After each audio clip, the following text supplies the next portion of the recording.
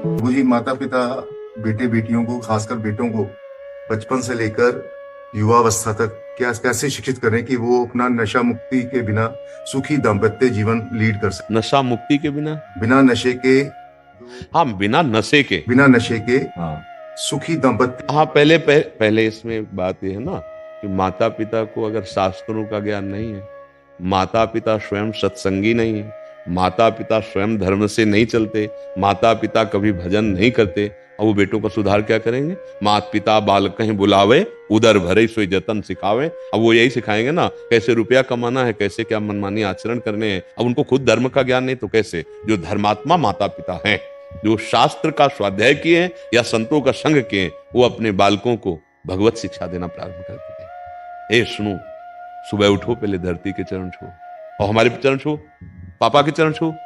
बच्चे को शिक्षा दी जाती है और इसके बाद थोड़ी देर नाम जा, स्नान करके आ, नाम जप कर, संयम से रहने की शिक्षा, भगवत आचरण शिक्षा जो हमारे अंदर है वही हम सिखा सकते हैं ना। फिर वही बच्चे आगे जाकर के धर्मात्मा बनते हैं, वही भक्त बनते हैं, वही राष्ट्र भक्त बनते हैं। लेकिन आजकल हम बच्चों को कम दोष देते हैं, माता पिता को ज्यादा दोष देते हैं, क्योंकि आपकी सावधानियां खुद खत्म हो चुकी है। आपको खुद पता नहीं है कि हमारी जीवन शैली कैसी होनी चाहिए।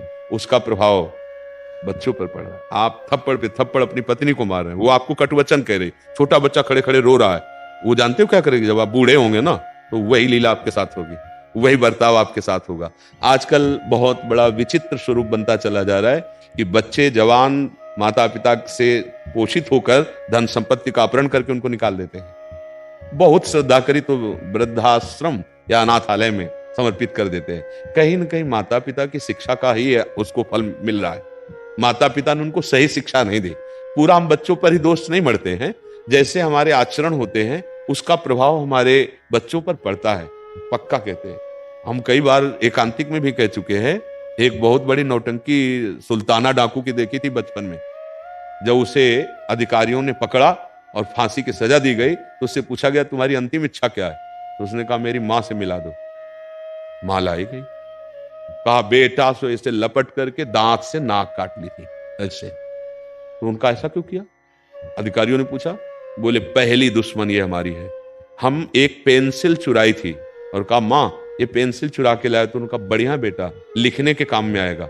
बस उस वचन ने मुझे सुल्ताना डाकू बना दिया और आज मैं फांसी पे चढ़ रहा हूं, इसलिए इसकी नाक काटी। अगर उस समय एक थप्पड़ मार देती तो जीवन भर के लिए मेरी गलती का ये संस्कार न पड़ता। तो बहुत कुछ, सबसे पहले माता पिता गुरु होते हैं, वही हमें शिक्षा देते हैं। पर माता पिता ही व्यसन युक्त हैं तो बच्चे को व्यसन मुक्त कैसे कर सकते हैं? माता पिता ही व्यभिचार युक्त हैं तो बच्चे को कैसे कर सकते हैं? माता पिता ही भ्रष्ट बुद्धि के हो रहे हैं तो बच्चों को संस्कार कैसे दे सकते हैं? गर्भस्थ शिशु से संस्कार प्रारंभ हो जाता है। जिस दिन पता चले कि गर्भ में बच्चा आ गया है उस दिन से ब्रह्मचर्य का पालन दोनों को करना चाहिए, माता और पिता। कैसा है? बच्चा प्रकट हो गया है, अब हम उसके संस्कार जैसे डालेंगे वैसे बन जाएंगे। हमारे यदि गंदे आचरण तो अपने आप उसमें संस्कार जा रहे हैं।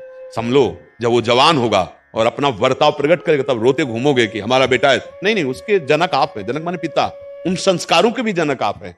तो हमें लगता है कि बेटों से ज्यादा शिक्षा की जरूरत माता पिता को है।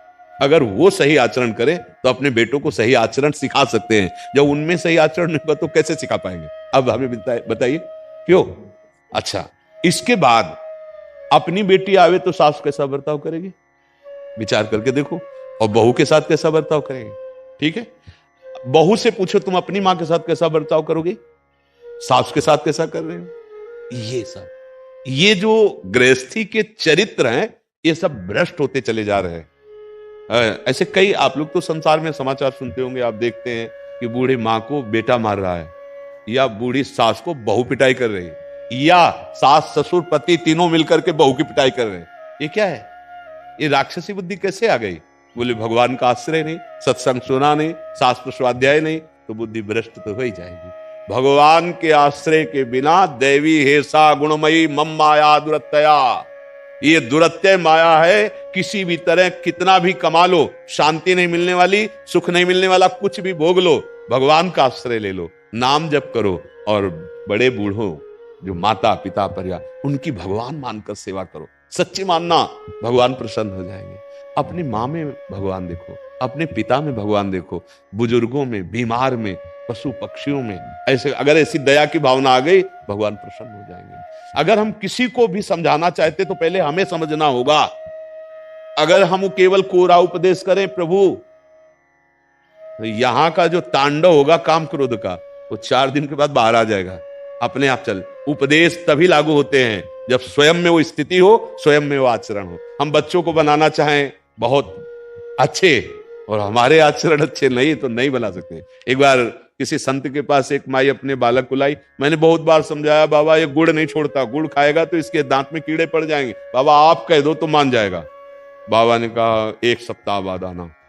1 सप्ताह बाद आए। उसको कहा बेटा तुम गुड़ मत खाया करो, गुड़ खाओगे पेट में कीड़ा हो जाएंगे, दांत में कीड़ा हो जाएंगे, ठीक है नहीं खाना। उन्होंने कहा जी बाबा। बोले बाबा 1 हफ्ता के बाद क्यों कहा, आप उसी दिन क्यों नहीं समझ? बोले मैं गुड़ खाता था इसलिए, 1 हफ्ता हुए मैंने गुड़ छोड़ दिया तब उसको उपदेश।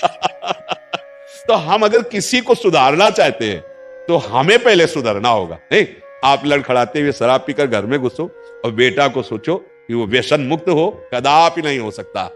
आप मनमानी दृश्य देखो, आप मनमानी आचरण करो और बेटे को चाहो कि साधुता, कदापि नहीं हो सकता। आपके आचरण का प्रभाव पड़ता है। समझ पा रहे हैं?